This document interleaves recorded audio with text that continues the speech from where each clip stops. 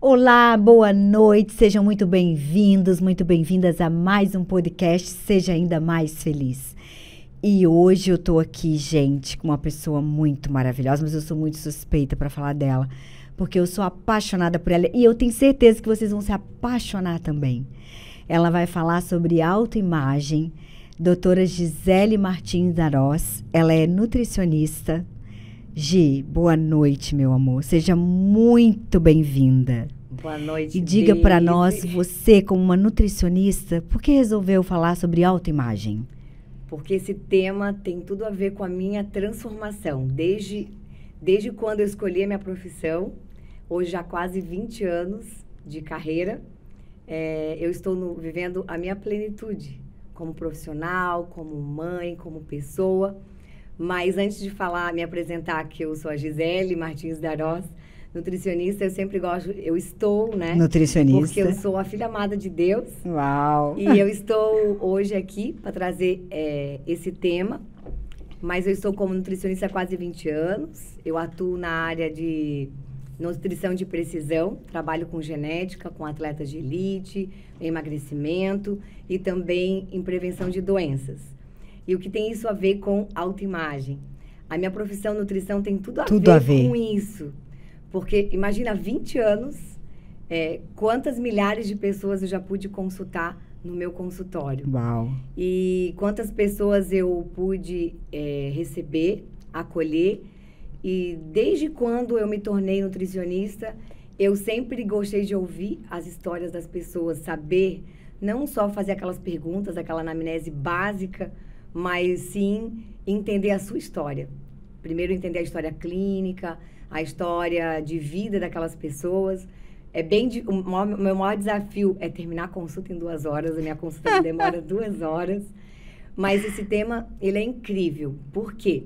Antes de falar de autoimagem, eu preciso definir o que é autoimagem. Ótimo. Então, autoimagem é o conhecimento que o indivíduo tem sobre si mesmo e tem uma parte valorativa que encaixa a autoestima.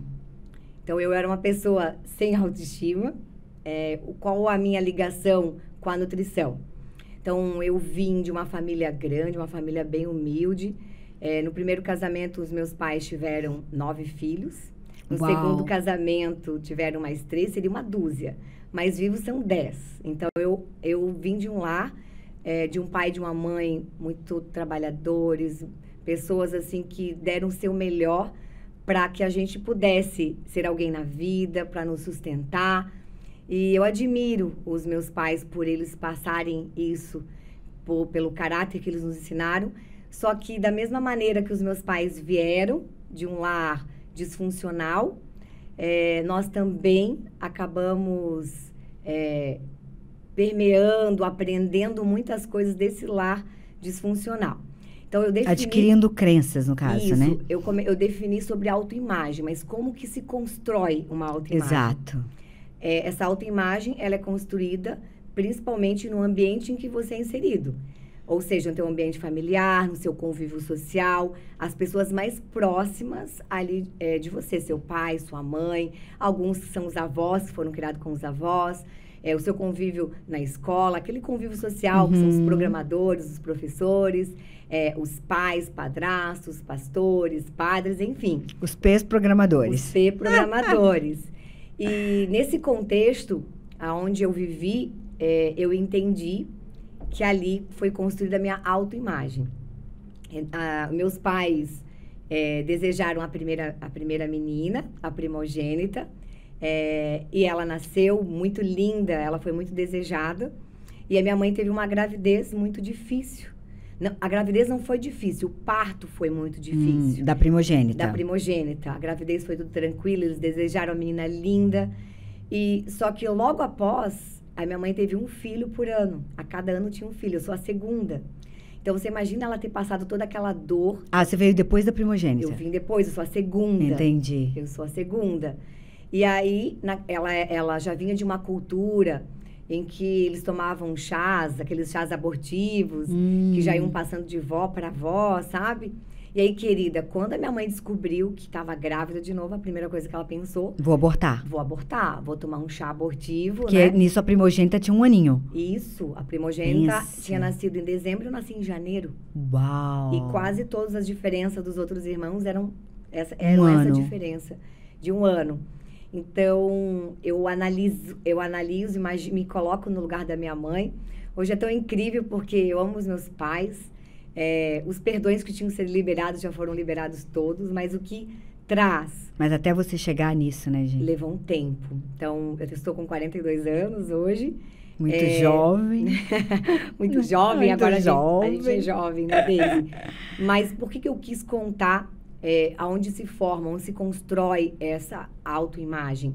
Então, nesse ambiente, imagina um ambiente onde vários irmãos nascem todo ano, e a criança, nessa idade, ela não tem noção, não consegue discernir e ponderar o que é verdade, o que não é verdade. Então, Sim. aquilo que ela ouve dos seus pais, dos seus irmãos, das pessoas ao redor, vai criando nela... As crenças dela. Isso, porque vai trazendo sentimentos Uhum. e, na verdade, pensamentos. Ela vai construindo o seu pensamento conforme o que ela enxerga, o que ela sente, o que ela vê. Então, esses sentimentos vão gerando...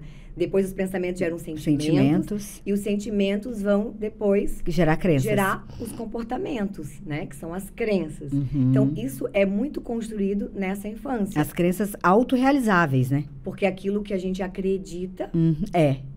ela é autorrealizável, ela acontece. E hoje, o que eu percebo... Isso tem, inclusive, lá no manual do fabricante, né? Tem. Assim como tu pensas, tu és, Assim né? você é, exatamente. Está lá no manual do fabricante. Verdade. E eu fui agraciada por Deus, por ser iluminada nos meus pensamentos, nas minhas emoções, para conseguir compreender todo esse meu processo. Então, entendi que eu fui criada nesse meio, nesse lar, onde os meus pais tentaram me dar o melhor que eles podiam. Mas aí você estava contando, aí a tua mãe tentou abortar quando estava grávida? Ela tomou chás. Tomou chás. E depois a gente escuta, porque eles vão contando, né? Os irmãos contam. E aí você vai ouvindo. Uhum. E aí você vai criando alguns sentimentos. Só que entenda que depois, quando a gente vai para a adolescência, então se forma realmente a nossa identidade, porque vai se confirmando os processos. Perfeito. E então, na adolescência, eu tinha 13 anos e os meus pais se separaram. Uau. Aos 13 anos. E aconteceram muitas rupturas ali. Então, o que eu entendi? Foi criado muitas fraturas emocionais. E uma das grandes fraturas emocionais que eu criei foi rejeição. Uhum. E toda rejeição, ela se manifesta de uma série de coisas. Então, por exemplo, a rejeição, ela se manifesta... No orgulho. Em orgulho. Ela se manifesta em excessos, né? Porque tem uma dicotomia. Uhum. Você não se sente amada, você sente a falta da proteção, a falta do amor, mas ao mesmo tempo você tem um excesso de várias coisas. Então, ou você desenvolve vícios, excesso de trabalho, excesso de estudos, excesso do comer. Então, você vicia em comida, você pode viciar em bebida, você pode viciar em várias coisas. Viciar em trabalho, virar um workaholic. Isso. Então, como foi o meu processo? Então, a base, a grande fratura emocional no ambiente ao qual eu foi construída minhas crenças, foi rejeição. Então, orgulho, medo de errar, viciada em trabalho, fiquei viciada em comida, depois vocês vão entender um pouquinho mais. E nesse ambiente, geralmente, os meus irmãos... Aquela época, a gente não falava bullying, né? Então, os irmãos brincavam, não existia essa palavra bonita. E falavam que tinha apelido, cada um queria xingar.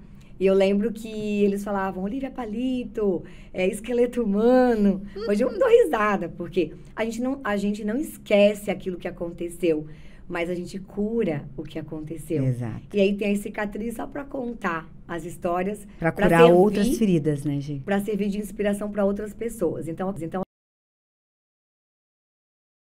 é possível. Se você já é um adulto, Hoje que você identifica algumas fraturas emocionais, tem alguma área da sua vida que você não rompe, seja ela no seu peso, na sua autoestima, seja ela no seu trabalho, no seu relacionamento amoroso, você não consegue dar certo nos seus relacionamentos, no seu convívio social, alguma coisa da sua vida parece que não vai, não rompe. Eu quero dizer para vocês que eu sou a prova vida que tem jeito. Então, é possível uma transformação. Os adultos de hoje, eles que ontem tiveram as suas fraturas emocionais. Tiveram a sua construção, a sua distorção de construção de identidade. Então, na verdade, quando a gente pensa em dor que os adultos carregam, eles carregam nada além do que as dores da sua distorção, da sua identidade, quem eles são. E assim eu fui identificando o meu processo. Hoje eu consigo falar com essa clareza, entender o que aconteceu na minha infância, na minha adolescência, e como isso pôde impactar na minha vida adulta. Porque hoje essa ferida virou uma cicatriz, né? Exato. Que cura outras feridas hoje. E hoje, na verdade, o contar essa história é só contextualizar como que isso pôde impactar na minha vida profissional, na minha vida conjugal. Eu sou casada, bem casada com o Rafael Luiz Darós. Tem 2 filhos lindos. Sim, o Vicenzo e a Sofia. Amo ser mãe. Ai, que delícia. Nunca imaginei que ia gostar de ser mãe. Eu amo ser mãe. Você vê, né, eu falo que eu não tive o terceiro porque eu já comecei a produção tarde. Sabe, Deise? A Deise conhece os meus filhos. Sim, são apaixonantes, né, Eles são apaixonantes, são um presente de Deus. Mesmo. E hoje eu me sinto uma mãe maravilhosa, me sinto uma excelente esposa, mas nem sempre foi assim. Imagina a autoimagem, eu falei que existe uma parte ali relacionada à autoestima. Então, eu fui uma pessoa que tive a distorção da minha identidade, além da rejeição, eu carreguei muita baixa autoestima. E aí, quando tinha aqueles apelidos, mas aqueles apelidos eu estava ouvindo, eu já estava internalizando aquilo. No meu subconsciente já estavam criando trilhas neurais e bloqueios no meu cérebro em relação a essas questões que eu vivenciava, que eu sentia, que eu via, mas eu não tinha noção do que estava sendo construído. Eu fui aprender isso depois já de adulta, casada. Uma parte, na verdade, eu fui aprendendo durante os meus processos. Mas os meus processos de estar me conectando comigo mesmo começou aos 29 anos. Uau. Eu já tinha 7 anos já de formada, atuando na área da nutrição, trabalhando 20 horas por dia, por conta, Uau. Lembra da dicotomia? A falta de sentir amada. Te levava para o trabalho. Me levava para buscar fazer algo. Porque na construção, Deise, da sua identidade, existem 3 coisas muito importantes, que é a identidade, que é o sou, eu sou, que forma a pirâmide que constrói o que a pessoa é. Que é as nossas crenças. Isso, o eu sou, eu faço e eu tenho. Eu mereço, né? Então, o eu faço está no fazer. O eu mereço, eu preciso ter eu preciso ter. Mas a base da pirâmide, da construção da identidade de uma pessoa... É o eu sou, né? Eu sou. Então, a última coisa que estava na minha pirâmide de formação de identidade era o eu sou. A minha base estava... No fazer. E, aos 7 anos, eu lembro dessa imagem que, para mim... ter a atenção do meu pai, foi assim que eu, como criança, lembra que a criança ela não consegue discernir o que é real, o que não é real, ela não consegue ponderar. Então, naquela idade, eu pude olhar para o meu pai e eu não me sentia amada por ele. Eu me sentia rejeitada por ele. E a única maneira de eu chamar atenção e falar para ele, olha para mim, me ama, ele me elogiava nos estudos. Então, eu era uma aluna que tirava nota 10, ele sempre foi um pai que incentivou eu a estudar, porque ele era um aluno nota 10. Então, eles passam para nós as suas vivências. E eu gostava de estudar, e aproveitou que era uma forma de eu ter atenção, que ele parava, ele me ensinava a tabuada, ele conferia o meu caderno, ele conferia tudo isso.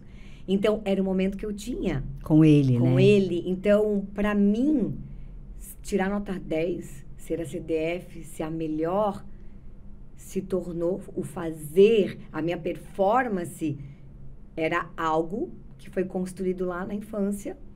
E isso eu acabei carregando na minha vida adulta. Eu acabei me tornando viciada em estudar. Uhum. Então, tudo que eu ganhava quando eu me formei, tudo que eu ganhava financeiramente, eu investia em estudo. Eu investia em especialização, eu em curso, eu trabalhava umas 20 horas por dia, 18 horas. E aí, em finais de semana, eu estava sempre estudando, procurando um curso novo. Só que tinha uma sensação que nunca era suficiente. Uau. Nunca era suficiente. E carregar esse peso, essa angústia de nunca ser suficiente é muito ruim. E aí eu me tornei uma competitiva de plantão. E geralmente quem tem uma fratura de rejeição, que muitas pessoas acabam tendo isso, eu acabei ficando muito expresso ali essa competição. Então, eu não aceitava tirar 9,5. Eu ia lá discutir com o professor. Meu Deus. Porque eu lutava para ganhar o 0,5 para poder chegar a 10. Só que, se você tiver em sã consciência, com a tua identidade revelada no eu sou, você já consegue perceber que tem algo de errado ali. E assim, eu fui... Assim, eu já fui para minha vida adulta, para minha vida profissional. Só que antes de eu escolher a nutrição, tem uma história, antes de eu ser nutricionista. Escolher fazer faculdade de nutrição, Exato. Né? Lembra que eu escutava que eu era Olivia magrela. Palito, magrela. E as minhas amigas já tinham um corpinho formado de mocinha. E realmente eu era magrela, não tinha nem peitinho, nada. Eu queria poder usar uma calça jeans, usar um sutiã, mas não cabia calça jeans em mim. Eu tinha que buscar na coleção lá infantil, não tinha na moda adulta. Eu já queria ser uma mulher. E eu lembro que... Eu tenho uma amiga que ela fala que ela é magra desde a época que ser magra era feio, né? Eu sou dessa época também. Não é? Porque antigamente era feio ser muito magrela, né? Sim. Era Olivia Palito, era bem isso. E aí depois quando a gente descobre que a nossa essência, quem a gente é... Agora a gente é um minhãozinho. Exatamente. Sabe aquela Chanel miniatura, caríssima? Bonita, serve linda, na gente. Serve na gente. E aí o que aconteceu? Isso acabou impactando, distorcendo a minha identidade. E eu intuitivamente comecei a comer mais. E eu comecei a comer muito para tentar ganhar peso e não ser mais Olivia Palito e não ter um corpo de criança, porque eu queria já ser adulta. E dos 16 para os 18 eu fiquei gordinha. Uau! Aí eu fiquei gordinha, e aí só que eu engordava tudo a cintura para cima. Então eu tinha uns 10 quilos, 12 acima. E o tronco era bem gordinho, sabe? E aí eu odiava aquele corpo. Então, na verdade, eu já não gostava mais, porque formou dentro de mim que ser magra era muito ruim. E aí eu tentei ir pro outro extremo. E aí, quando eu me deparei com o corpo gordinho... Você também gostou menos ainda? Eu olhava no espelho... Não era você, né? Não era eu. Eu chorava, eu imaginava... Eu escondia os meus seios debaixo do braço, porque eles eram muito grandes. E para saber, me imaginar como que eles seriam. E a minha barriga, eu olhava, eu tinha vontade de cortar a barriga. Meu Deus. E eu falava para minha mãe assim... Eu vou trabalhar de nariz no chão para poder... Eu não vou economizar em tudo... para poder você me dar uma cirurgia plástica, eu quero ter 2 limõezinhos, eu falava para ela. Quero os seios bem pequenos. E meu pai queria que eu fosse fazer direito, porque o sonho dele era ter uma filha juíza. Esse era o sonho do meu pai. E, bom, mas porque eu queria encontrar na minha profissão a solução dos meus problemas. Só que eu achava que fazer nutrição, fazer uma faculdade, estudar, buscar esses conhecimentos, ia resolver todas as minhas dores, os meus problemas. Quando eu fui para a faculdade, aí eu era apaixonada com biologia, química, amava entender como o corpo funcionava. E o que aconteceu? Eu fui para a universidade, passei, e quando eu me deparei, já tinha decorado todas as tabelas de composição de alimentos, sabia as calorias, tudo, a proteína, sabia de tudo, todos os alimentos. Jesus. Aí eu vim morar em Balneário Camboriú, eu estudava o dia inteiro, chegava à noite, fazia muito exercício, e eu contabilizava até 1.000 calorias. Depois eu não comia mais, eu era uma calculadora ambulante. E aí, quando eu me deparei, tem uma cadeira lá de nutrição, que tem psicologia, eu tinha desenvolvido anorexia durante a faculdade. E aí, esse contexto todo da minha profissão, depois eu me formei, mas depois eu saí, eu não cheguei no extremo da anorexia, fiquei com medo daquilo, fiquei um pouco apavorada, quando eu fui compreender o que era. E aí, quando eu me formei, eu não fui trabalhar logo em consultório, meu primeiro emprego foi merenda escolar, e eu tinha uma visão muito idealista das coisas, então tudo aquilo que eu sofri, eu queria mudar o mundo. Aí eu fui trabalhar com merenda escolar em Camboriú, fui a primeira nutricionista em Camboriú, e eu queria mudar a realidade das crianças. Eu ia pra favela, ver aquelas crianças sem comida, eu queria criar um programa para que elas tivessem café da manhã antes da merenda. Mas aí depois a gente via que o problema era saneamento básico, os vermes levavam elas a ter anemia, muito mais fome. Eu queria reformar todas as cozinhas. Eu queria mudar tudo, a realidade de Camboriú. E naquelas pressões todas, eu não tinha uma estrutura emocional, bem construída. Eu saí de casa para trabalhar e depois eu já tinha que me sustentar. E depois eu nunca mais voltei. E ali foi um processo em que eu estudava demais, trabalhava demais. E no primeiro ano de emprego, eram tantas tensões, eu desenvolvi bulimia nervosa. E foi terrível. Eu não tenho vergonha de falar das coisas que me sobrevieram. Que você tinha, exatamente. Aquilo que estava desconstruído dentro de mim. Então, eu já era uma adulta. Logo depois, me tornei uma profissional super bem-sucedida. Já ganhei uma promoção 6 meses depois do meu trabalho. Então, as coisas foram acontecendo muito rápida. Realmente, eu gostava muito de estudar, gostava de praticar aquilo que eu aprendia. Só que eu me tornei uma viciada em conhecimento. Eu não fui desenvolver a minha espiritualidade, eu não fui desenvolver a minha inteligência emocional. E o que aconteceu? Quando eu me deparei, eu estava com todos aqueles distúrbios. E aí eu fui estudar ainda mais para poder me curar. E eu fui estudar incansavelmente. Todos os cursos que apareciam para entender a ortomolecular, as vitaminas, os aminoácidos, como que se forma a dopamina, a serotonina, todos os neurotransmissores, como acalmar, porque eu tinha uma ansiedade, eu desenvolvi uma ansiedade extrema. Lembra que a rejeição, ela produz na pessoa um nível de ansiedade extrema? E aí, o que aconteceu? Então, eu fui... gente, eu me tornei apaixonada por entender química, a bioquímica, como as coisas funcionavam. E realmente, hoje, para mim, é muito fácil, é muito tranquilo. Eu não preciso olhar a fórmula nenhuma. Eu sei tudo já de cor. Então, tem um lado bom, que eu acabei criando conexões neurais, de entender como fazer uma formulação, fazer uma boa suplementação. Isso, para mim, é muito tranquilo hoje. Eu não preciso mais gastar tanta energia para estar estudando, entendendo. Hoje eu entendo muito fácil. Só que o preço foi muito alto de tudo aquilo que tinha sido desconstruído. Eu não tinha inteligência emocional. Eu não tinha alguém que pudesse me falar, Gisele, aí vai chegar o ponto em relação hoje, eu estando no consultório quando eu recebo meus pacientes. Eu não tive alguém que falou assim, Gi, olha, você precisa desenvolver a sua inteligência emocional. Antigamente, a gente não outra, né, Gi? Tu buscava a solução no físico, né? Isso. Mas não teve ninguém que te sinalizasse, falou assim, olha, você tá vendo o reflexo no físico, Sim. Mas a raiz do problema tá lá no emocional, Exato. Né? Eu me tornei uma adulta, porém com as emoções de uma criança e de uma adolescente. Porque as rupturas, os traumas ficaram lá na infância e na adolescência, quando o meu pai e os meus pais se separaram, porque veio a falta de proteção. E o que você procura na comida? Você procura proteção na comida. Então preencher um vazio, Exato. Né, Gi? Então, hoje, quando as pessoas buscam...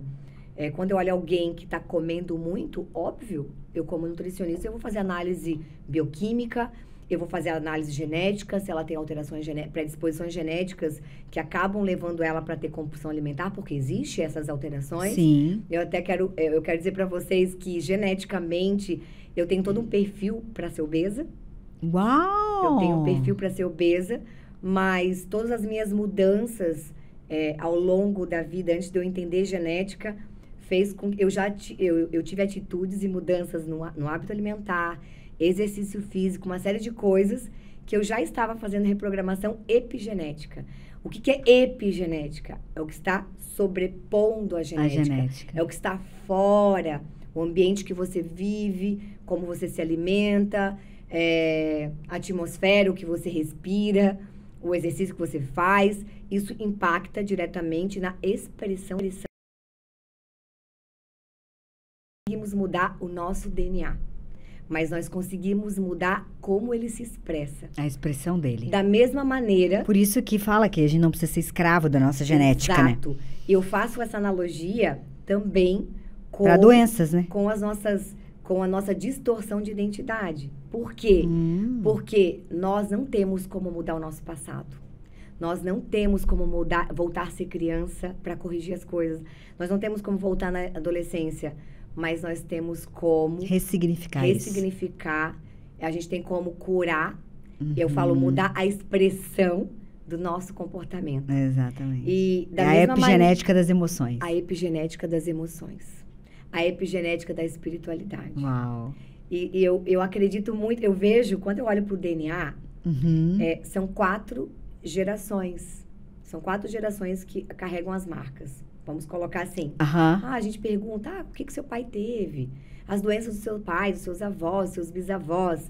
A gente busca saber isso já para avaliar se o paciente já está tendo alguma característica, alguma alteração bioquímica, algum comportamento. Mas, veja que nós conseguimos reprogramar e nós não somos escravos, a nossa genética não é nosso destino. Então, nós podemos ter um novo corpo, um novo estilo de vida. Talvez no começo a pessoa precise de uma dieta, porque ela vai precisar de um caminho para repetir, um caminho para seguir, até que esse caminho que ela aprendeu, ela foi ressignificando, ela foi criando novas trilhas neurais, e depois ela não precisa mais seguir uma dieta. Ela vai viver de princípios, ela entender o processo como o corpo funciona, porque ela vai entender que o corpo fala. O corpo conversa, o teu corpo vai falar assim, isso aqui é bom para você, isso aqui não é bom para você. Hoje, eu consigo enxergar as coisas dessa maneira, mas quando eu estava lá, presa na minha identidade, eu não conseguia enxergar. Então, essa analogia com a genética, que a gente tem como mudar a expressão dos genes. Uau, então, nós não vamos mudar o nosso passado, mas a gente tem como mudar o nosso hoje, porque isso vai perpetuar na eternidade, no nosso futuro, de quem nós somos, como vai ser o nosso casamento, como vai ser o nosso trabalho, a nossa vida profissional. Você imagina, eu estou 20 anos, vou fazer 20 anos de profissão. Carregar orgulho, Deus me livre, extremo de 20 horas por dia de trabalho, uma busca de excesso ou viciada em comer, sendo nutricionista, seria muito difícil, né, Deise? Seria. Mas, voltando a quando eu iniciei a profissão, que iniciou o distúrbio alimentar, então foram 7 anos de muita busca. E aos 29 anos, eu tive o meu primeiro encontro, a minha primeira conexão comigo mesma. Para vivermos as mudanças de transformação na nossa vida, nós precisamos ter de 3 coisas: coragem, humildade e verdade. Uau! Por que coragem? Porque nós vamos precisar dela para enfrentar as nossas dores. E o que hoje a gente vê e encontra no consultório? Não só eu, também como vários colegas médicos, nutricionistas, vários adultos querendo negar a sua dor, a sua história, ou encontrar algo paliativo para poder disfarçar. Por um band-aid ali, né? Não? Uma dor. Como assim algo paliativo? Comer demais, usar droga, comprar muitas roupas ou muitas bolsas, muitos sapatos. Sabia que eu antes de ser curada, eu comprava 7 calças no mesmo dia, 4 sapatos no mesmo dia.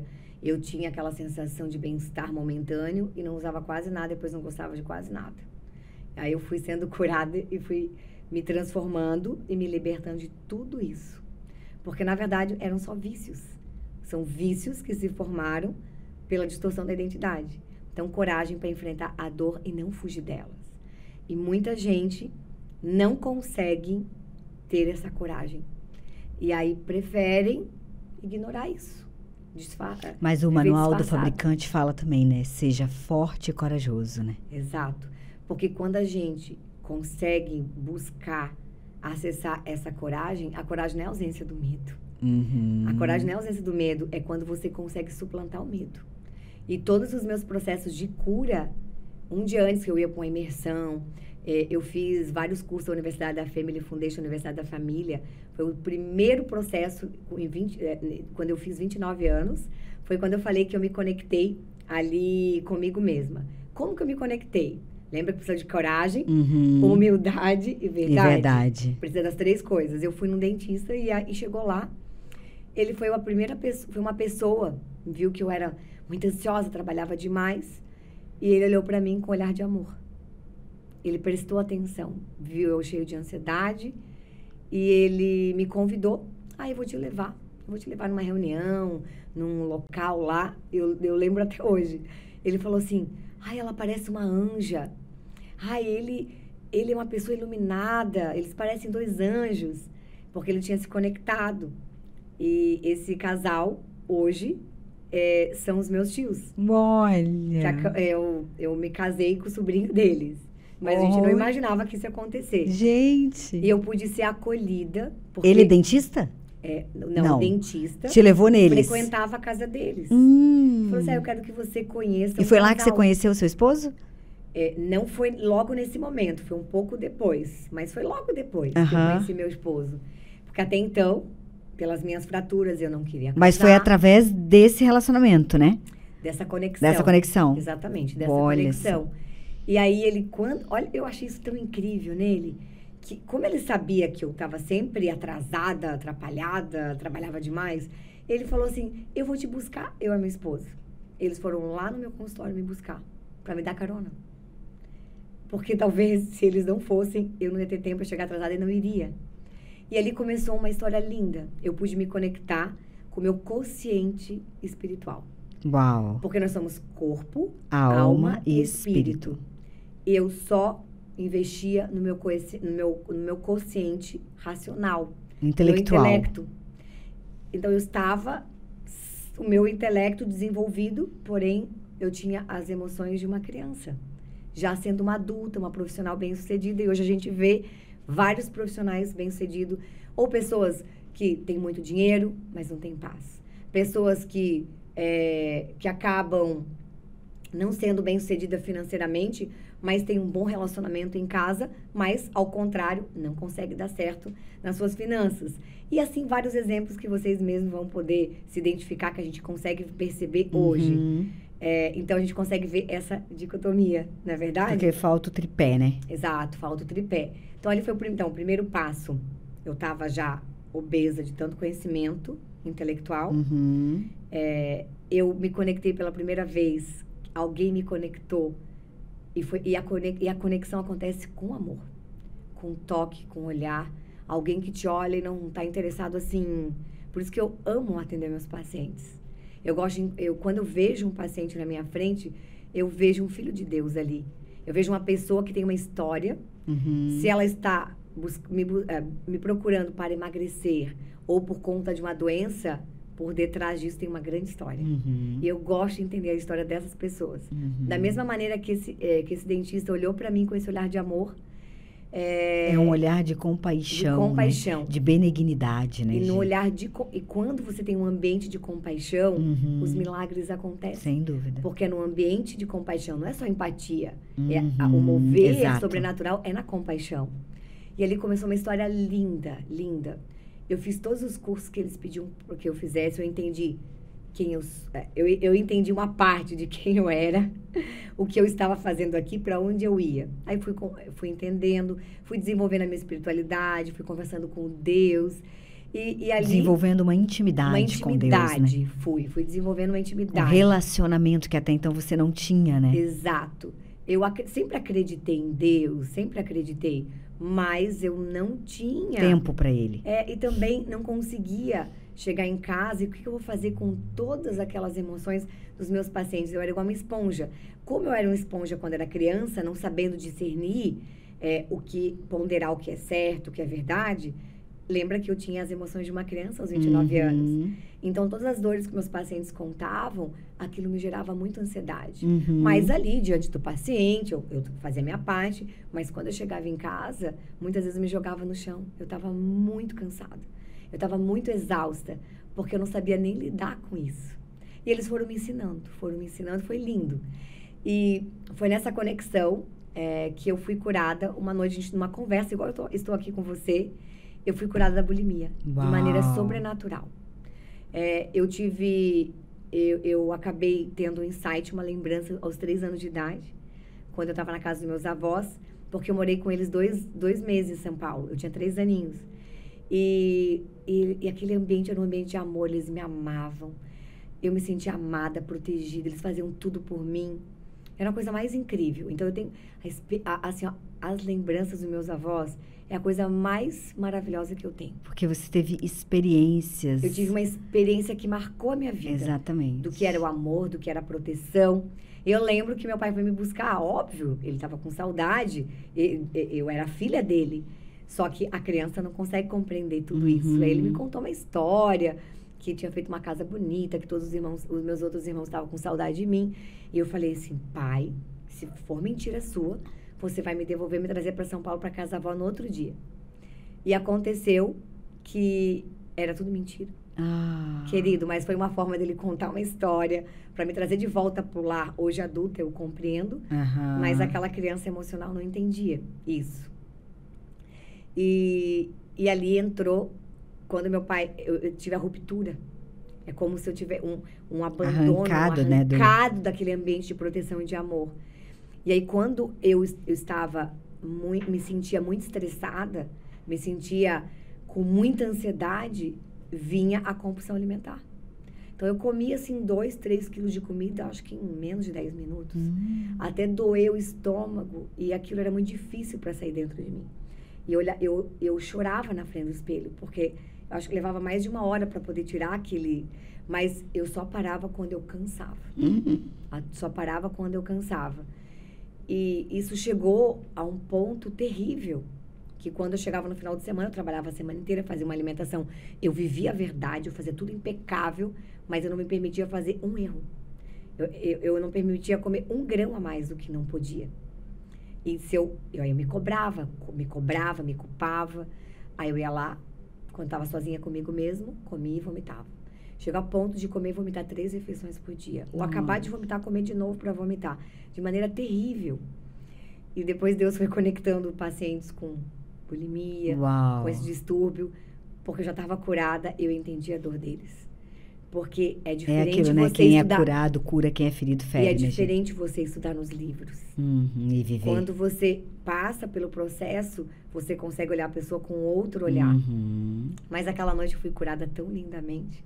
E aí, todos os dias, eu declarava que eu tinha sido curada. E eu não sabia que eu estava criando uma trilha neural, um caminho neural, isso é neurociência. Sim. Eu estou curada. E todos os dias, por 30 dias, eu repeti que eu tinha acessado a cura, que eu não precisava. Nunca mais tive nenhum problema de relacionamento com comida. Esse é o milagre da fé, né, Gi? Nunca mais. A certeza das coisas que não se vê, a convicção naquilo que se espera, né? E foi, assim, incrível. Então, ali eu estava tendo a minha primeira conexão sobrenatural, da parte espiritual comigo mesmo, com o Todo-Poderoso, aquele que me criou, que podia me consertar. Mas primeiro eu tive aquele insight, eu tive a coragem de encarar a minha dor. A dor da rejeição, a dor de ser removida de um ambiente de proteção e de amor. E eu tive que ter a humildade de reconhecer e perdoar os meus pais. E o meu pai, ele procurou como pai, eu já era uma adulta, fazer o melhor. Ele contou uma história para mim voltar para casa. Ele tinha um propósito. Exato. Ele queria você no seio do lar, né? E eu tinha que ter a humildade de reconhecer e perdoar meu pai. Sem dúvida. Perdoar eles daquele processo. E depois disso, eu nunca mais tive nenhum problema de relação com comida. A comida se tornou algo apenas fisiológico. Ela é para comer, a fome fisiológica. Porque nós temos 3 fomes, né? a fome fisiológica. A fome emocional. A fome social, estar com as pessoas, ali ter que comer porque estou ali num ambiente para me sentir pertencente àquilo ali, àquele né? ambiente, aquelas pessoas. E a fome hedônica, que é a fome emocional. Então, são esses 3 tipos de fome. Quando eu já tinha passado pela cura emocional daquilo que me viciava na comida, instantaneamente eu não precisava mais da comida. E hoje eu como para viver. Hoje eu tenho não vive para comer, como para viver. Eu como para viver, não vivo para comer. E hoje a minha dificuldade, eu até tenho dificuldade por ser ex-gordinha. Eu fui tão reprogramada que hoje eu tenho dificuldade de ganhar 1 quilo. Eu tenho que pensar para poder... Estrategicamente. Tive que desconstruir tudo aquilo que eu fui aprendendo para ser magra. Hoje, estrategicamente, eu tenho que pensar para poder ganhar um pouco de peso. Tá sempre cuidando para não perder peso. Mas a relação com a comida é algo leve. Então, a comida não é uma maldição. Porque a comida começou a se tornar... existe uma polarização tão grande. Da mesma forma na política, na sociedade, também na medicina, na nutrição. Acontece, você pode comer tudo, o que importa é a qualidade. A gente sabe que não. As pessoas mais longevas, as pessoas centenárias são aquelas que comem pouco. Então, você vê que tem aí uma distorção. Mas você, então, tem que cortar tudo, não pode nada, o terrorismo nutricional. Também não, né? O equilíbrio não está nos extremos. E Deus quer sempre nos revelar esse lugar de paz e tranquilidade. Aí, um pouco mais pra frente, então, fui curada, feliz. E aí, vou passar o quê? 29 anos. Passo alguns anos pra frente, eu fui fazendo várias imersões, fui buscando curso para me conhecer, para me autoconhecer. Ter a humildade de saber aonde estão os meus bloqueios, aonde estão... Um mergulho para dentro, né? Isso. Porque eu percebia, esse meu comportamento aqui é estranho, que são os aleijões da personalidade. Aí eu conseguia perceber os aleijões da minha personalidade e eu identificava. E aí eu ia buscar. Eu sempre gostei de ler livros. Livros me ajudam muito a mudar a mentalidade, a me conectar com as verdades, porque a verdade liberta. Conhecereis a verdade e a verdade vos libertará. Que verdade? A verdade revelada. Existe uma verdade que ela vai ser revelada, pode ser por um livro, por uma circunstância, usando uma pessoa. Por isso que a gente tem que ter a humildade de buscar pessoas que nos ajudam. E não achar que sozinha a gente vai dar conta. Diferente de terceirizar a responsabilidade. Eu me torno autorresponsável, eu reconheço que eu preciso de ajuda, eu vou no médico, vou no psicólogo, eu vou no nutricionista, eu vou buscar ajuda para alguém me passar uma estratégia, me passar um direcionamento, porque eu quero me conectar com a minha melhor versão. Eu quero poder mandar embora os fantasmas da minha vida. Hoje, e assim, eu quero falar publicamente isso, porque eu convivo com você há um tempo já. E desde o início do nosso relacionamento, eu sou sua paciente e tudo. Uma coisa que sempre me chamou muita atenção. Tem 2 coisas suas que me chamam muita atenção. Uma é a sua diligência. Você é extremamente diligente em tudo que faz. Como esposa, como mãe, como nutricionista, nem se fala. Mas a outra coisa que me chama muita atenção sua é a humildade. Querida. É que a humildade, ela... hoje você vê isso porque eu precisei reconhecer meu orgulho. Eu precisei reconhecer a minha soberba. Porque quando você reconhece, você é liberto dela. Você é curado disso. E eu lembro que uma das primeiros cursos da Universidade da Família era um curso que tratava medo, vergonha e orgulho. Olha. Era o seminário. E aí, naquele dia, eu pude deixar todo o peso que eu carregava, todo o orgulho que eu carregava, porque eu tinha que ser sempre a melhor. Que eu tinha que ser sempre a melhor. E carregar esse peso de ter que ser sempre a melhor é terrível. É terrível. E aí eu lembro que foi em 2009. 2009 foi meu primeiro encontro, assim, do meu reconhecimento que eu era orgulhosa, que eu tinha várias características. Só que naquele dia eu chorei tanto, porque aquele dia eu pude ser curada. Uau. Eu consegui deixar todo aquele peso que eu carregava desde menina. Então, eu acredito que você vê hoje a essência daquilo que o realmente... fruto disso. Daquilo que Deus E é uma transformou. coisa tão forte, Gi, altas vistas, assim. Hoje eu estava conversando com a minha personal, dizendo que nós íamos fazer um podcast e tal. E aí eu falei isso pra ela. Eu falei assim... Ela também é Gisele, né? Ela chama Gisele. E eu falei assim, Gi, a Gi tem uma humildade que é muito difícil de ver nas pessoas. E isso faz com que ela aprenda muito mais rápido. É o que eu percebo, ela aprende muito rápido. Quando foi 2009, quando eu aprendi essa lição, eu vou te falar que depois disso, foi o período que eu mais aprendi e cresci na minha profissão. Porque eu entendi que para aprender você tem que desaprender. Ser humilde. Isso, você exato. Tem que se esvaziar da sua vaidade, do seu ego. Exatamente. E você tem que aprender com o outro. Que a palavra fala, é o que eu vejo, né? é isso, que você está sempre pronta para desconstruir tudo aquilo que você acredita para aprender o novo. Eu admiro as pessoas inteligentes, eu admiro as pessoas com talento, eu reconheço, Deise, eu amo encontrar os talentos nas pessoas. Porque nós temos... Os tesouros escondidos, né? Os tesouros escondidos. Eu creio que eu tenho o dom de encontrar as pedras preciosas. Uau. Porque aonde eu vou, eu sempre encontro uma pedra preciosa. E é tão incrível que eu tenho uma convicção dentro de mim, se eu olhar alguém e eu perceber e sentir que ela tem um talento precioso, eu consigo olhar para ela e ter a visão do futuro dela. Eu consigo perceber assim, ó, você vai dar certo. Uau. Eu lembro que eu tive uma experiência com uma profissional que um dia eu acabei conhecendo, e o dia que ela sentou na minha mesa, eu falei assim, 6 meses, a sua agenda vai ter lista de espera e você vai se posicionar no mercado e você vai ficar mega conhecida. Não deu 6 meses, ela não tinha mais agenda. Hoje tem listas enormes de espera. O dia que eu olhei ela, eu enxerguei isso nela. Uau. Eu acredito que enxergar com as vistas dos homens é enxergar com as tuas fraquezas, com as nossas debilidades. Todos nós temos. É um enxergar limitado, né, Gi? Isso, mas ele vai só até aqui, né? Mas a visão do alto faz a gente enxergar a pessoa na sua essência. Sim, é uma visão de drone, isso né? A gente precisa desenvolver o nosso consciente espiritual. E aí, o meu consciente emocional, aí você vai entrar nessa história, quando nós nos conhecemos, foi um ano depois, eu recém tinha identificado que eu estava com as emoções muito desequilibradas. Então, eu era uma pessoa que desenvolvia espiritualidade, eu desenvolvia intelectualidade, mas eu me deparei... E quando eu conheci você já tinha a espiritualidade bem desenvolvida, Gi. Isso era outra referência para mim e você também, sabe? Sim, querida. Mas, ao mesmo tempo, tinha coisas que eu tentava resolver na espiritualidade. E estava no emocional, né? E estava no emocional. Eu me sentia muito frustrada. Eu me frustrava.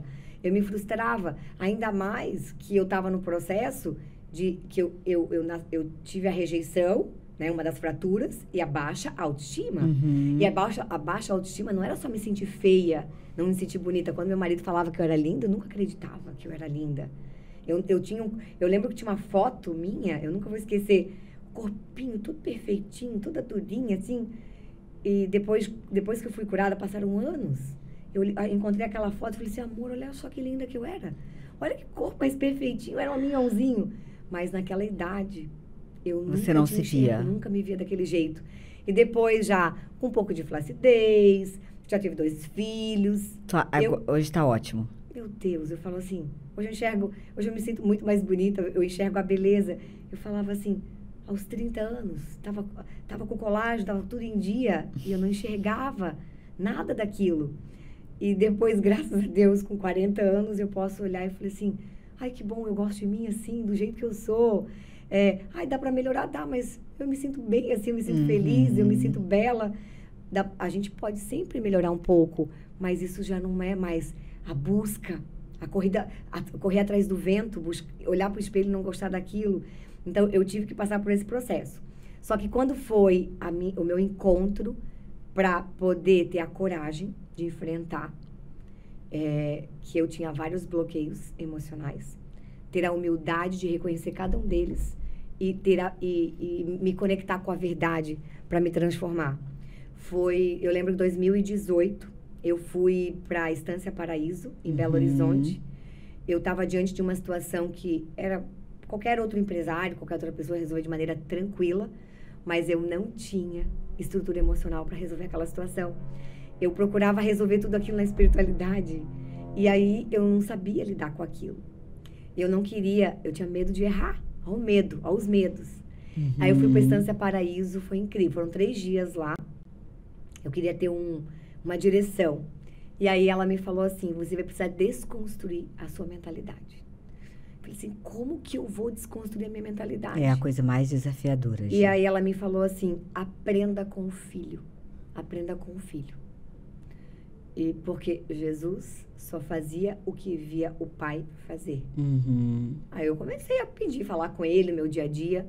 Isso não é religião, isso é relacionamento, gente. Relacionamento é você conversar como você conversa com o seu esposo, você desenvolve um relacionamento de intimidade ali. Eu gosto muito de dialogar com meu marido. A gente sempre construiu isso no nosso casamento. Isso nos ajudou muito a momentos difíceis a ter que enfrentar, do nosso relacionamento que a gente teve que enfrentar. O diálogo foi um caminho muito sólido que a gente criou. E quando a gente cria um diálogo, a gente cria intimidade, a gente cria essa cumplicidade. E você pode ter isso com o seu Deus. Porque a intimidade vem de um relacionamento, né? Não tem como você ter intimidade sem relacionamento. Exatamente. E aí, em 2019, uma paciente no meu consultório me ofereceu para fazer algumas sessões de coach. Era uma paciente que eu já conhecia há anos. É maravilhosa, a Larissa. Ela já esteve aqui no podcast. E começamos um processo ali. E eram 12 encontros e eu fiz 7 encontros. E todos os meus encontros foram sobrenaturais. Uau. Ela foi uma pessoa que eu tive que ter a humildade de aprender com ela, de mostrar as minhas fraquezas, o meu lado feio, as minhas dores, a os nossa meus sombra, medos. né? Exatamente. Porque tem que ter coragem para mostrar o nosso lado feio. É verdade. Porque senão a gente não vai conseguir sair do lugar onde a gente estava. Então ela foi, para mim, foi folha na minha vida, foi sombra no momento difícil. E eu agradeço a Deus por ter conectado, porque quando a gente se posiciona para mudar, a gente se posiciona para ser transformado, Deus coloca as pessoas certas nas nossas vidas. Por isso que tem um ditado que fala, né? Que quando o aluno tá pronto, o mestre aparece, né? Aparece, exatamente, Daisy. E aí, logo, eu conheci você. Aí, eu tive a graça de conhecer você. E eu preciso contar aqui nesse podcast como foi nosso encontro. A Daisy influente, visionária, empresária. Eu sempre fui muito sonhadora. Sempre sonhei grande. Sempre sonhei grande. Apesar de todas as minhas fraturas, eu sempre fui uma sonhadora. Só que eu via como uma águia e andava como galinha. Eu lembro que eu ouvi essa frase da Daisy e essa frase, ela foi uma verdade. Ela foi uma verdade que encontrou lugar no meu coração e aquilo ficou ecoando na minha mente. Foi ecoando na minha mente, eu falei assim, exatamente, eu tenho visão, mas eu ando como galinha e a galinha não voa. A galinha não foi feita para voar, não é verdade? E foi tão incrível que quando eu me deparei com isso... Por isso que diz que a verdade... Tá lá no manual, né? Do fabricante. Sim. Que a verdade dói, mas liberta, né? Só a verdade liberta, exatamente. Né, vai ter que cortar porque eu tenho mas que tossir. Eu tenho que tossir desde... Vai lá, tosse. Então, pro final. Mas pro a final verdade dita com amorosidade, né? Engoli a saliva no lugar errado. Bebe mais um pouquinho de água. Tem água aí? Ai, Deus, perdão. Prende a respiração e engole. Aí vem você. E depois eu quero conectar as pessoas do consultório. Não tem problema. Pode ir? Faltou uma maçã hoje, faltou uma maçã. Pode ir? Espera um pouquinho. Tu tá ligado que eu tô querendo achar o teu... Maravilhosa. A galinha. Não, essa da galinha eu vou levar pra minha história. Eu vou contar quando eu for vovozinha. Vou contar quando pros meus netos. Porque eu quero que os meus netos aprendam a ser águia e não andar com galinha. A ser águia. Vou contar. Eu vou levar isso pra minha vida. Eu via mesmo essa águia em você. E eu não entendia. Eu falei, meu Deus, como que ela tem um comportamento de galinha se ela é águia? Porque tu conseguia ver a dicotomia, né? Tu conseguia ver. Não tinha como. Meu Deus, não pode dar 2 horas, senão ninguém vai ter paciência de ouvir. Não. Não deu 2 horas, é porque a gente parou. É porque a gente parou, 50 minutos aproximadamente. Viu? Então tá, já estamos no final. Tá maravilhoso, Gi. Meu Deus do céu. Tá ali pau a pau com o do Cássio. Quem é o Cássio? Aquele do Reino, do Redescobrindo o Reino. Meu Deus, aquilo bugou a minha cabeça. Sabe que eu jantei com ele sábado lá em São Paulo? Daisy, bugou a minha cabeça e acabei o livro. Não tá vendo?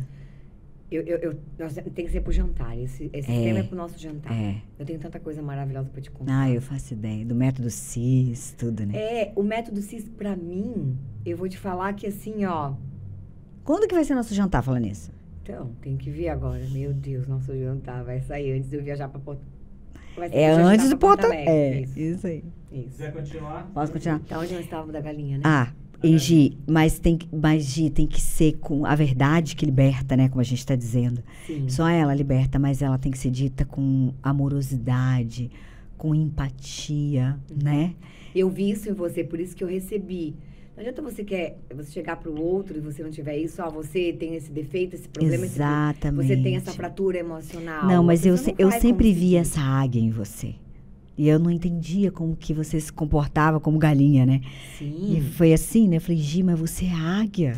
E foi como é isso? E foi tão incrível que quando eu identifiquei, tipo, aquilo chacoalhou com a minha cabeça. Você pensou, meu Deus, eu sou águia mesmo, né? Sim, como eles falam, bugou a minha cabeça, sabe? Logo depois, a gente se conheceu em 2019.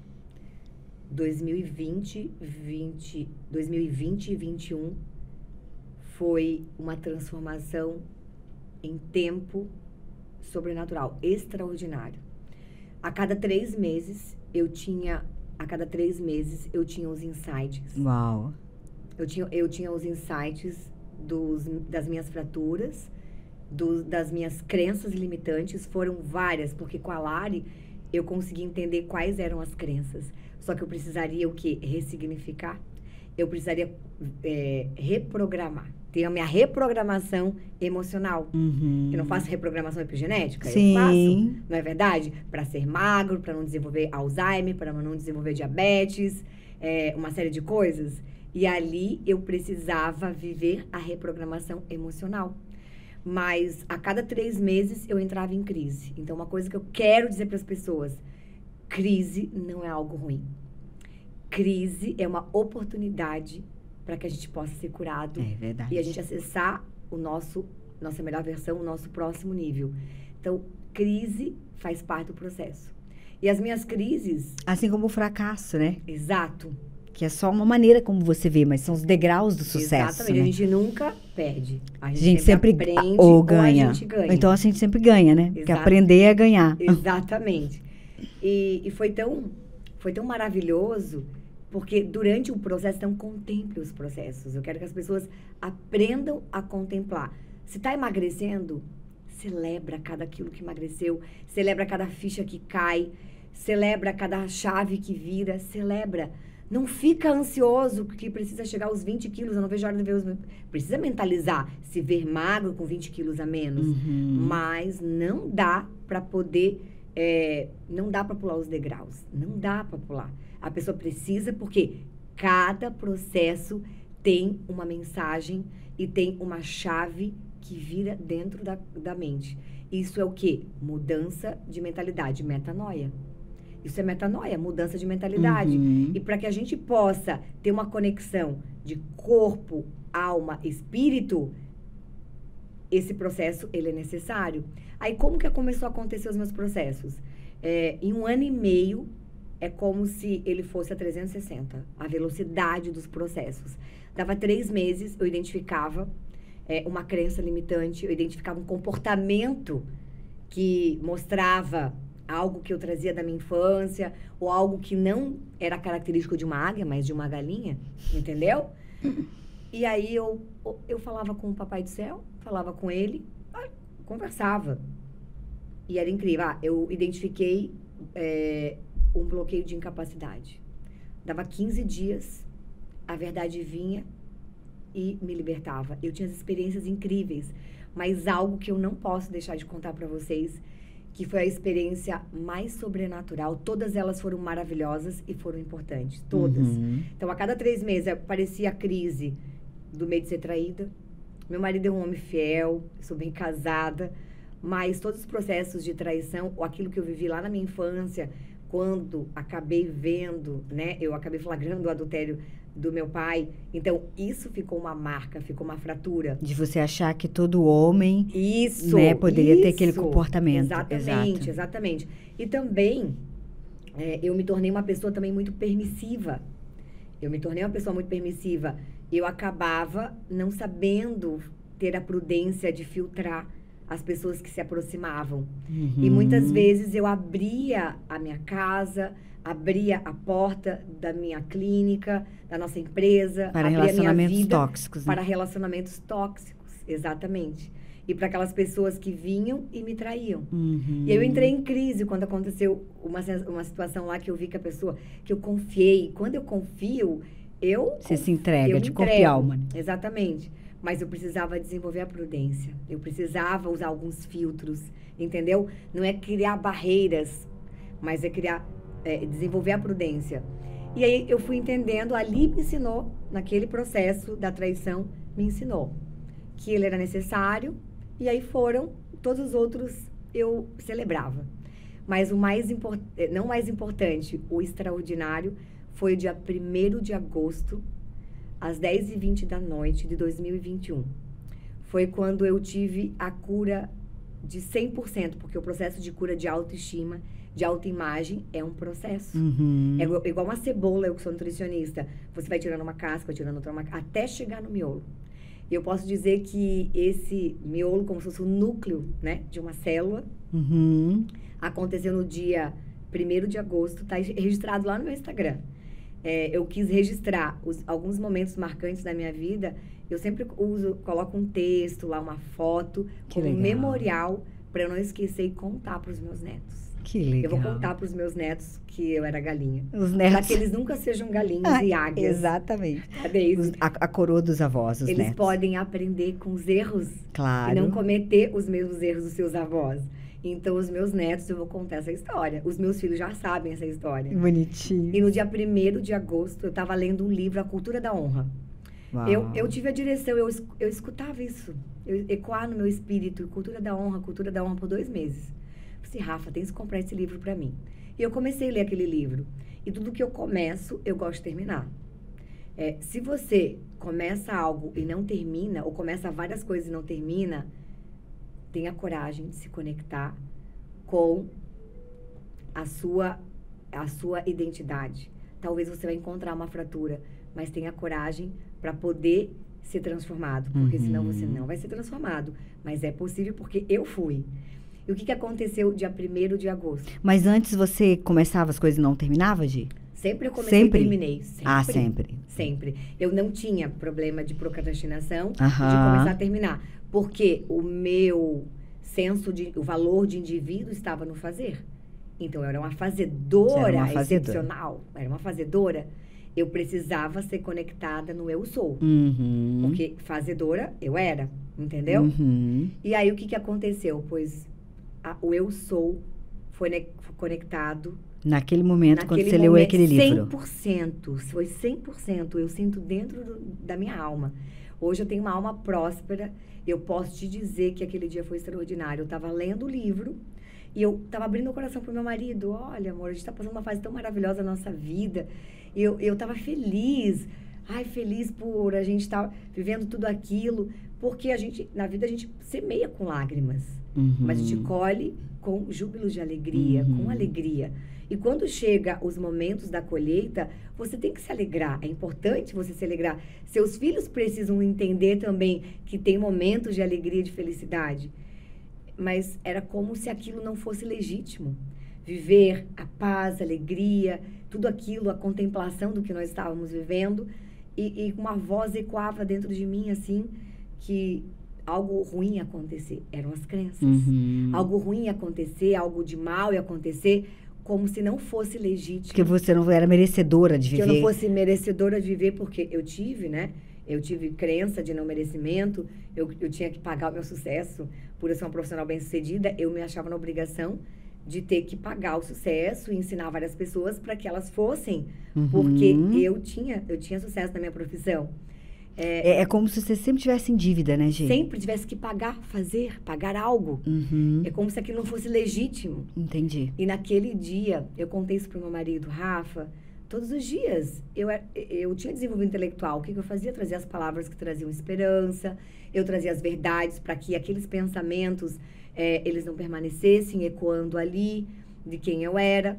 Eu falei pro meu marido assim, mas amor, eu já tô com... Isso é desgastante. Isso desgasta. Eu não quero mais ficar gastando energia.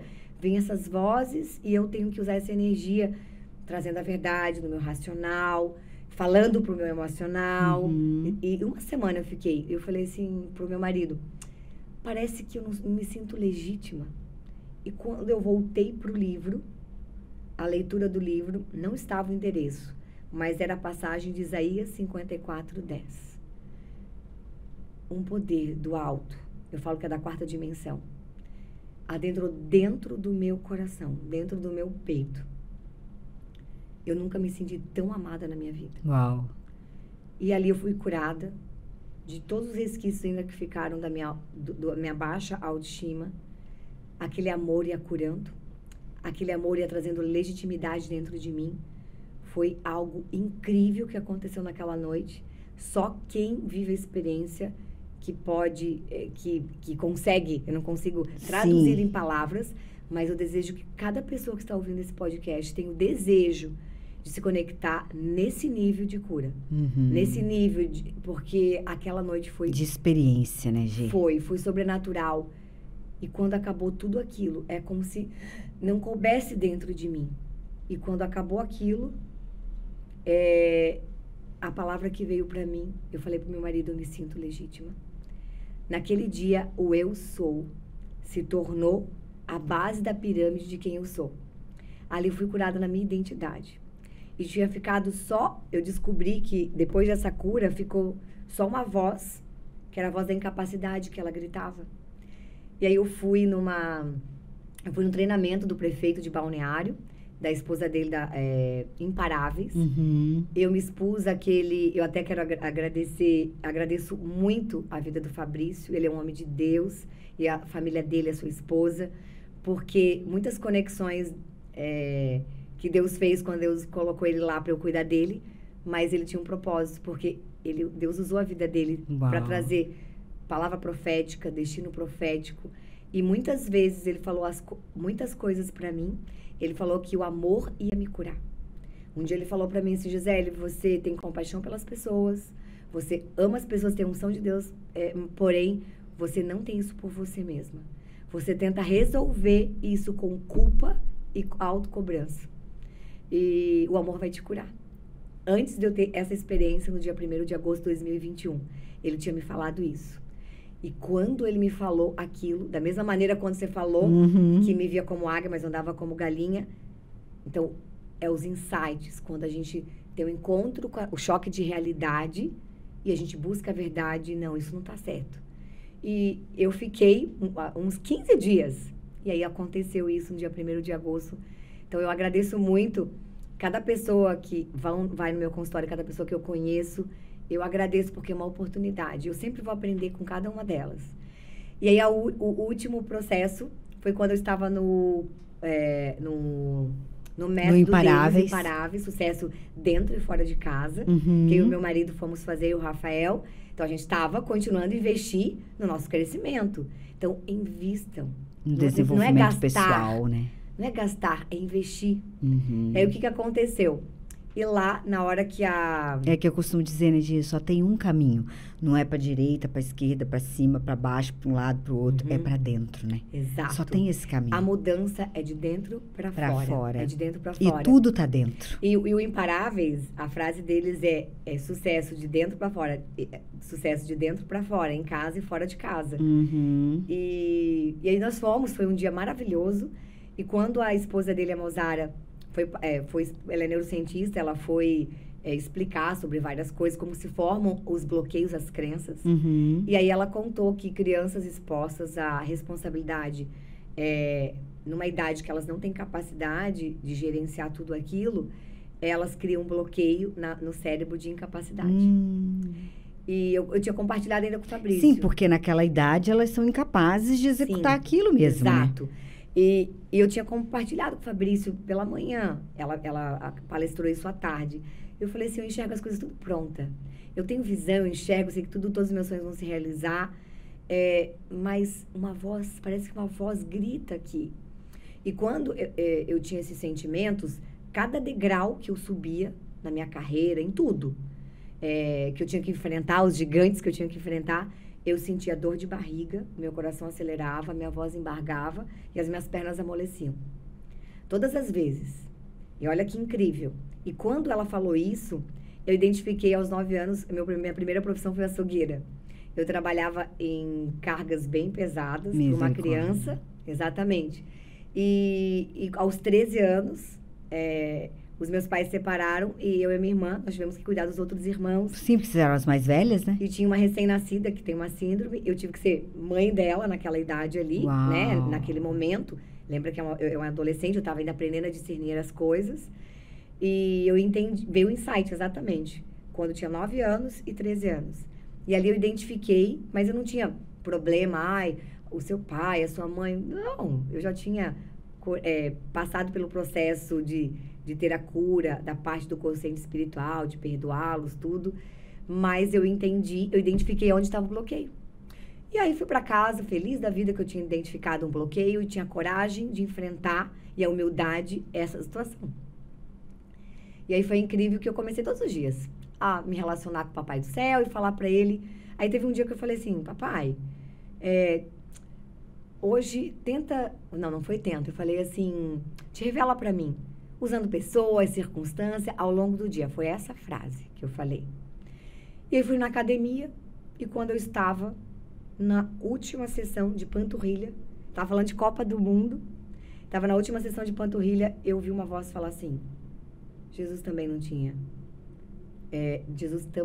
capacidade de carregar aquela cruz, mas ele carregou. Mas eu posso te falar assim, mas quando você é curado com a verdade, não é nesse literal da frase que eu tô te falando. Uhum. É um poder que vem do alto. Lembra que nós somos um ser trino, corpo. Uhum. Eu fui curada do meu corpo, o meu processo de excesso de peso, eu estava sendo curada no meu espírito e nas emoções. Mas isso todos os dias eles estão integrados, todos os dias eles estão unidos. Não tem como. Agora o corpo fica aqui, agora a emoção fica aqui. Então, eles estão... Essa transformação acontece sempre juntas. E foi sobrenatural. E logo depois disso, eu tive uma proposta bem grandiosa. E foi a primeira vez que eu não tive mais dor de barriga, as pernas não amoleceram, a voz não embargou, o coração não acelerou. Foi a prova de que estava curada. Exatamente. Né? Aí vocês me falam, mas como? Como você pode cuidar de atletas de elite, pessoas, né? Famosas e tal. Só que eu tive que enfrentar os meus medos. Uhum. Eu tive que ter coragem de enfrentar. Eu tinha medo. Eu nunca faltou o medo, porque o medo é uma proteção. Uhum. Mas eu procurei suplantar o medo e não deixar o medo me dominar. Eu sentia as reações, mas eu ia, até que a cura veio. Aí, hoje, eu não sinto mais a dor de barriga, nada. Então, estamos agora planejando uma nova etapa da nossa vida.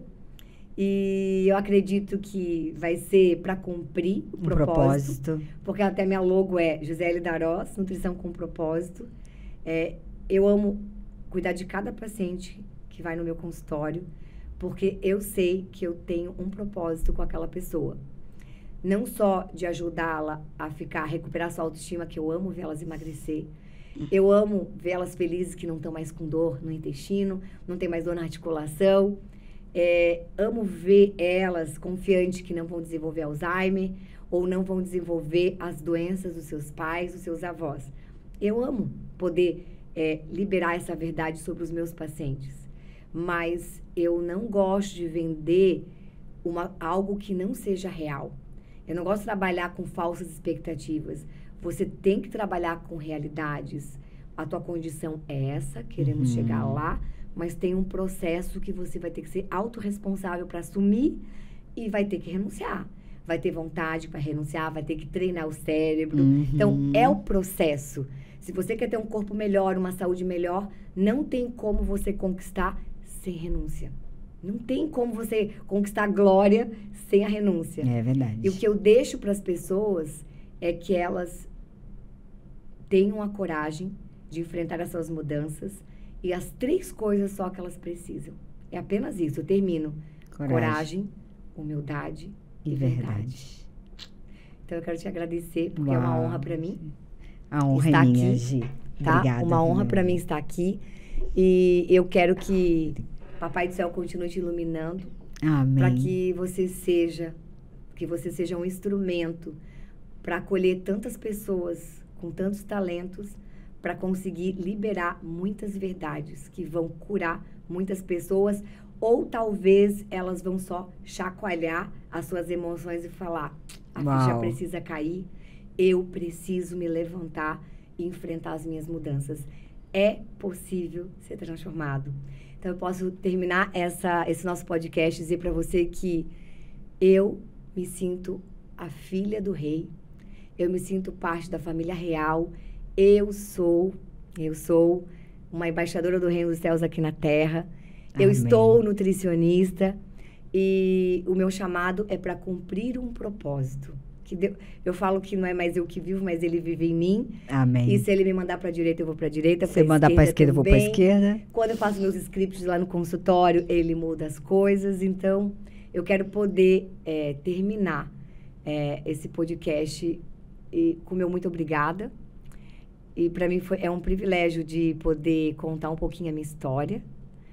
E eu tenho certeza que muitas histórias vão ser contadas para poder libertar muitas outras histórias. Amém. Esse é o nosso propósito, né, Gi? Beijo. Gi, amo você. Eu também te amo muito, você sabe disso. Minha amiga, né? querida. Obrigada, minha irmã. Gi, eu acho que a tua presença aqui muito nos honrou.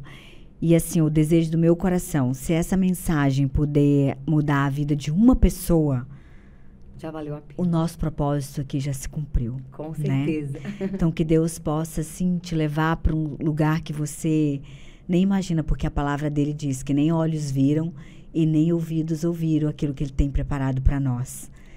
Que você possa viver isso, minha irmã. Muito obrigada, viu? Obrigada mesmo. Também. Obrigada para vocês. Queria agradecer a vocês. Desfrutem disso. Uma noite maravilhosa. Fiquem com Deus e até o próximo podcast. Seja ainda mais feliz.